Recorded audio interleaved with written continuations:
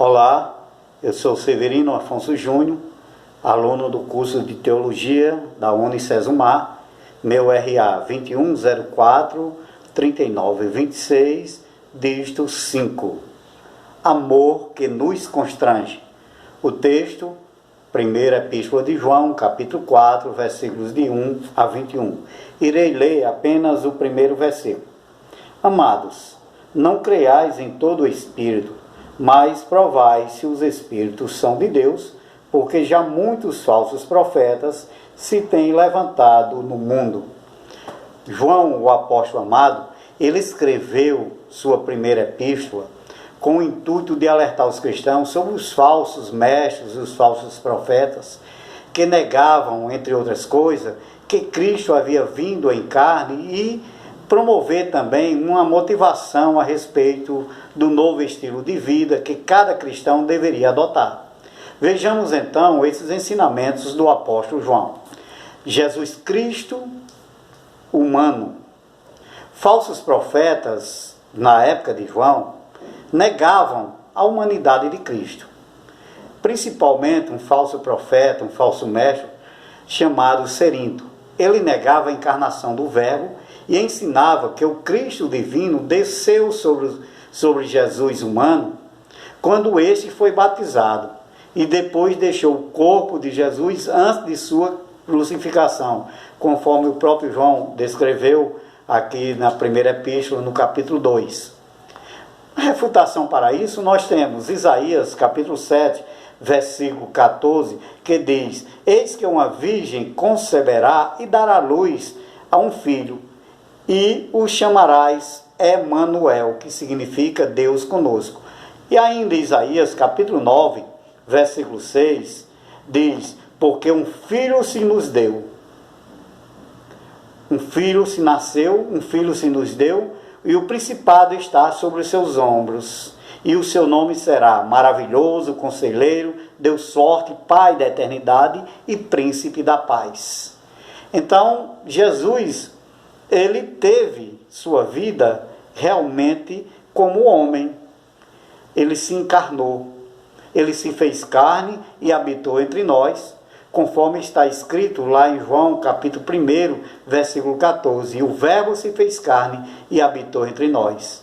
E em João 3,16, descreve que Deus amou o mundo de uma tal maneira, uma maneira incomparável, que deu o seu Filho unigênito, para que todo aquele que nele crê não pereça, mas tenha vida eterna. Então Deus enviou o seu Filho para morrer por nós, para sofrer por nós, para viver tudo aquilo que vivemos. Jesus Cristo, ele veio para a crucificação, sem dúvida, para a nossa salvação, né? Mas ele veio também para entender o que é ser homem, o que é estar na carne.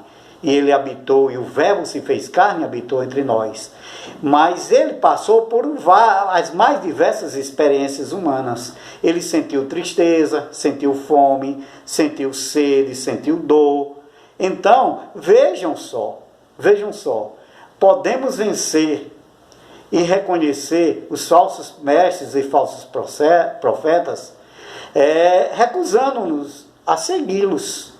E em João, na primeira epístola de João, lá no capítulo 5, versículo 19, o próprio João diz: o que está em vós é o Espírito Santo, e o que está no mundo é o diabo. Então, toda e qualquer doutrina que nos afasta do Deus verdadeiro, que nos afasta de Jesus Cristo e que nega Jesus Cristo como Senhor e que ele veio ao mundo como carne, como homem, essa doutrina nós devemos refutar e devemos exatamente recusar todas essas doutrinas.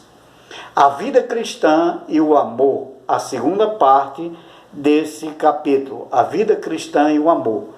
1 João, capítulo 7, capítulo 4, versículos 7 a 12, diz o seguinte: Amados, amemos uns aos outros, porque o amor é de Deus, e qualquer que ama é nascido de Deus e conhece a Deus. Então devemos amar uns aos outros, e Jesus nos ensina lá em Mateus, capítulo 22, versículo 39, que amar ao próximo como a ti mesmo. Nós devemos amar ao próximo como a nós mesmos. Então nós precisamos reconhecer e sermos reconhecidos como os discípulos. E para tal, precisamos amar. Para sermos reconhecidos como discípulos, precisamos amar. Precisamos fazer valer este amor de Deus por nós, exatamente expressando a nossa identidade. A identidade do verdadeiro cristão está no amor, está em amar. 1 João capítulo 4, versículo 8 diz o seguinte: aquele que não ama não conhece a Deus, porque Deus é amor. Então a nossa identidade é o amor, amar um aos outros. E esse amor em nós deve ser verdadeiro e deve apresentar provas.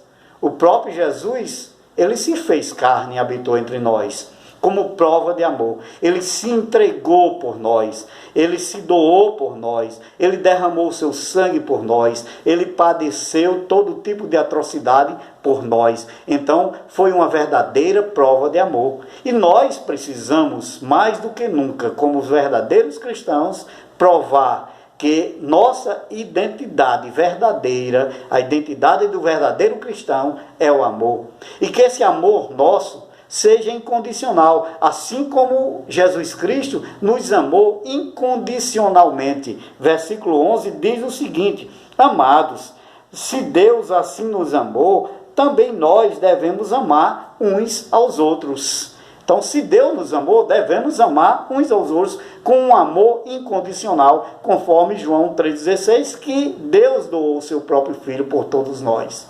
Não é? E esse amor, ele vai se aperfeiçoando. Dia a dia, ele se aperfeiçoa em nós.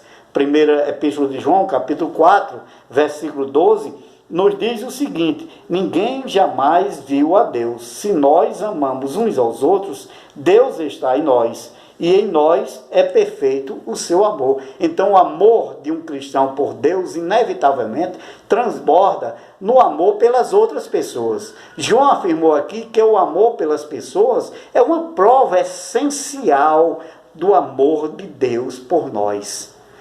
E com isso devemos viver em espírito. O versículo 13 diz o seguinte: nisto conhecemos que estamos nele e ele em nós, pois que nos deu do seu Espírito. Então, quando amamos, nós somos reconhecidos e reconhecemos que Cristo vive em nós, né? E ele e nós em nele. Né? Então, reconhecemos que estamos nele e ele em nós. Então, com isso, ele nos deu o Espírito para nos aperfeiçoar. O Espírito Santo, ele nos aperfeiçoa, ele nos constrange a amar. Então, devemos viver em espírito. O Espírito de Deus, que é amor, vive no interior dos cristãos. Como resultado, a vida dos cristãos deveria ser caracterizada pelo amor às outras pessoas.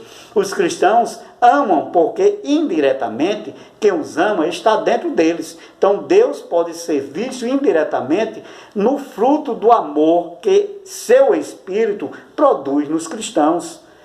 Então, o Espírito do Senhor nos dá esses frutos. E esses frutos se resumem exatamente no amor. Então, nosso testemunho deve ser essencialmente no amor. Versículo 14 diz o seguinte: e vimos e testificamos que o Pai enviou seu Filho para Salvador do mundo. Então, nosso testemunho é algo sublime e agradável, porque expressa o amor de Deus na sua essência em nossas vidas. E com isso, se amamos, nós também precisamos confessar. Nós temos a nossa confissão de fé viva, que está exatamente no Espírito Santo, que nos constrange a amar e nos fez exatamente, nos comoveu e nos constrangeu dos nossos pecados. Ele nos declarou que nós temos pecado e nós precisamos reconhecer que somos pecadores, e através do amor de Cristo, os nossos pecados são perdoados. Então, ao confessarmos que Jesus Cristo é nosso Salvador, estamos professando nossa fé, e nossa fé é inabalável. E se temos fé inabalável, nós temos uma comunhão inabalável também com o nosso Deus. O versículo 16 diz: e nós conhecemos e cremos no amor que Deus nos tem. Deus é amor, e quem está em amor está em Deus e Deus nele. Então, nossa comunhão com Deus é fruto da nossa salvação e de uma vida pautada e alimentada pela sua palavra. E com isso, nós temos uma confiança tremenda no nosso Deus. Então, a pessoa que permanece no amor de Deus terá sempre a confiança necessária e motivadora para viver um viver cristão tão abundante. Em João capítulo 10, versículo 10, ele diz: eu vim para que tenhais vida e a tenham em abundância. Aqui no versículo 17 corrobora com isso. Nisto é perfeito o amor para conosco, para que no dia do juízo tenhamos confiança, porque qual ele é, somos nós também neste mundo. E com essa confiança, vem também a nossa segurança. O versículo 18 nos diz: no amor não há temor, antes o perfeito amor lança fora o temor, porque o temor tem consigo a pena, e o que teme não é perfeito em amor. Então a compreensão do amor de Deus nos dá uma segurança de que não seremos condenados com o mundo. Nós obteremos a salvação, porque nós já somos salvos. A partir do momento que aceitamos a Jesus como nosso único e suficiente Salvador e o fazemos como Senhor da nossa vida, nós temos essa segurança de não sermos condenados com o mundo. E este amor do nosso Deus, o amor de Jesus Cristo, ele nos constrange. Nos constrange a quê? Nos constrange a amar, nos constrange a viver uma vida ilibada na presença do nosso Deus. Os versículos 19 e os versículos 20 e o versículo 20 nos diz o seguinte: nós o amamos porque ele nos amou primeiro. Se alguém diz, eu amo a Deus e aborrece a seu irmão, é mentiroso, pois quem não ama seu irmão, ao qual viu, como podemos amar a Deus a quem não viu? Então o amor de Deus é que nos constrange e nos convence, não por palavras, mas pela demonstração e pela prática com relação aos nossos irmãos. Quem não ama seu irmão, ao qual vê, não pode jamais amar a Deus, a quem não vê. Então a lógica aqui que nos mostra o apóstolo João é perfeita e seu argumento bem contundente. Se abrigamos o ódio dentro do nosso ser, ou se há em nós intrigas e não o amor, ele é claro. O apóstolo João está falando claramente aqui: estamos perdidos e não conhecemos o Salvador da vida dos homens.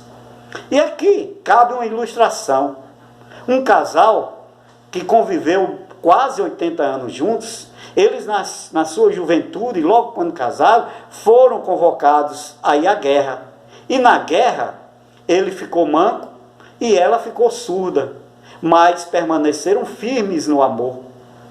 E além disso, eles passaram fome, passaram extrema pobreza, criaram 6 filhos, salvaram sua família de uma facção criminosa.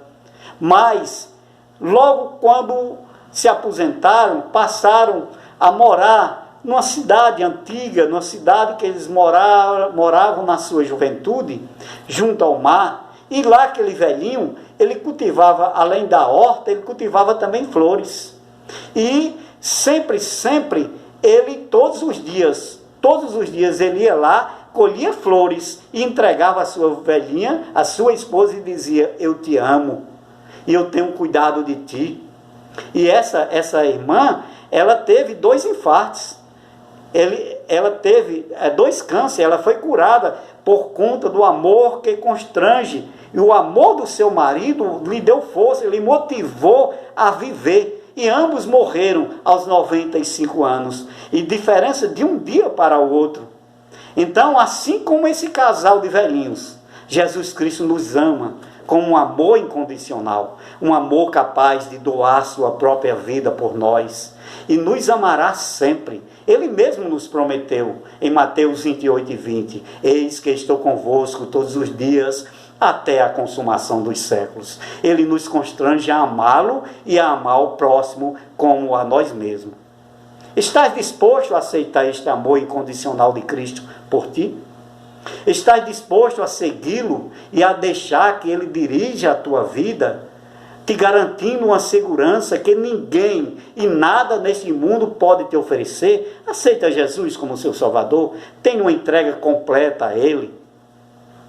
Amém. Queremos agradecer a Unicesumar por essa oportunidade de aperfeiçoar cada vez mais os nossos conhecimentos bíblicos, teológicos. Agradecemos também ao professor Felipe pelas preciosas dicas. Que Deus abençoe a todos.